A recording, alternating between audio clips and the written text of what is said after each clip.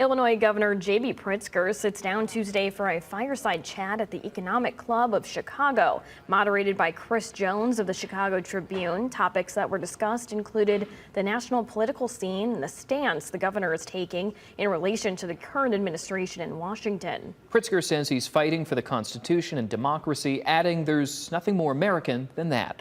The governor says it's important to stand up for the working class, the middle class, and those most vulnerable.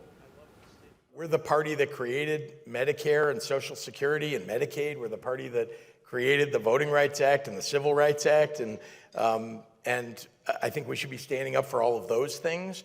And also, we ought to be thinking about how do we shape a future for the country